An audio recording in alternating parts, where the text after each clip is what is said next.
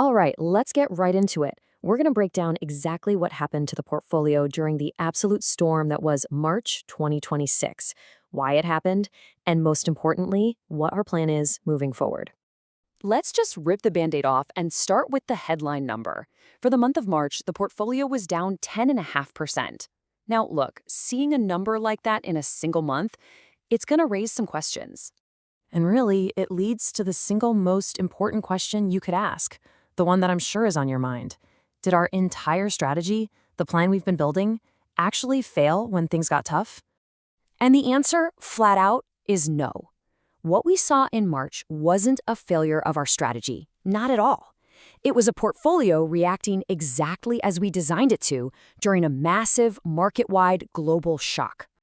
So, here's how we're going to walk through this. First, we'll set the scene and talk about that systemic shock. Then, we'll dive into our big bets on Take Two and copper. After that, and this is crucial, we'll show you how our hedge worked perfectly. And finally, we'll lay out the clear plan for what comes next. Okay, first things first, we absolutely have to understand the bigger picture of what was happening in March 2026. This wasn't just a regular market dip. This was a global panic attack sparked by a really severe geopolitical crisis in the Persian Gulf. And look, this wasn't just happening to us. Markets everywhere were in a nosedive. The S&P 500 dropped almost 8%. The Euro Stoxx 50 was down around 10%. But here's the real tell. Even gold, the classic safe haven, got hammered, falling over 16%.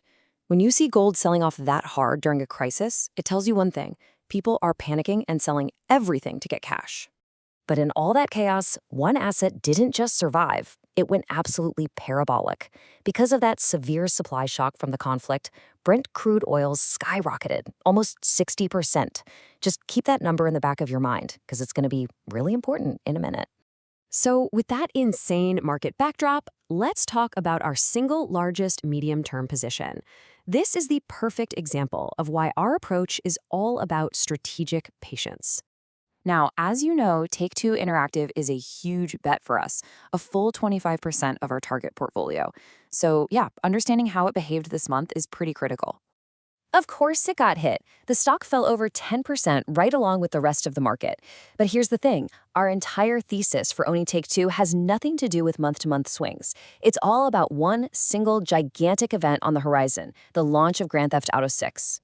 And this is the key takeaway here. Selling now because of some macro-driven fear would be like leaving a movie right before the big finale. It would completely invalidate the whole reason we're in this trade. The plan is simple and it is firm. We hold, we wait for the catalyst, we take our profits, and then we rotate out. Period. Okay, next up, let's look at another one of our core holdings that, well, definitely felt the pain this month.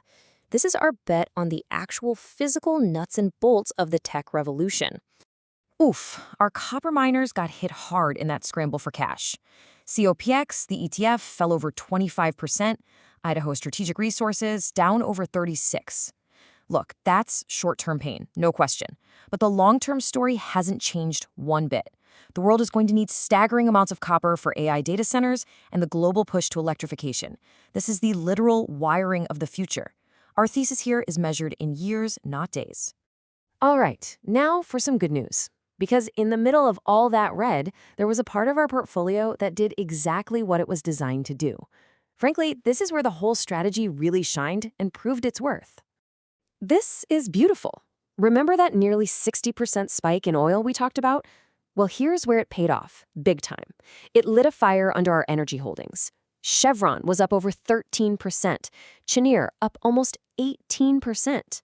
Now, these gains didn't wipe out all the losses, but they acted as a powerful shock absorber, a shield against the worst of the damage in tech and materials.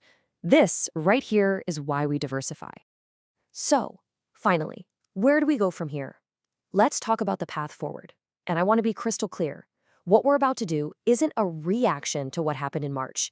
It is the planned execution of the next phase of our long-term strategy. The plan has been in place for a long time, and it's pretty straightforward. Step 1. As our big medium-term bets like Take-Two pay off, we systematically take those profits off the table. Step 2. We use that cash to build up our defensive positions. And Step 3. We deploy the rest of that capital into new, high-conviction ideas for the long haul. And we know exactly where we want to put that money to work. We're targeting what we believe are best-in-class companies in huge growing sectors: digital payments, mobility tech, and some really exciting areas of biotech and medical supplies. This table really lays it all out. You can see the clear defensive shift, right? We're more than doubling our cash and bond allocation. We're also upping our Bitcoin exposure and adding a new position in gold for that traditional diversification. And there it is, the take-two rotation. From that huge 25% medium-term bet down to a standard 1% long-term holding once the job is done. So, when you put it all together, after you look past the scary headline number and you understand the global context and the plan we have in place, the bottom line is this: nothing has fundamentally changed. Our core beliefs, our investment thesis for both the medium and the long term, they are completely 100% intact. Our conviction is as strong as ever. You know, this is one of the fundamental truths of investing, and March 2026 was a heck of a reminder of that. But this is exactly why we build portfolios the way we do. We don't try to avoid the storms, because you can't. We build a ship that's strong enough to weather them, so we can come out stronger on the other side.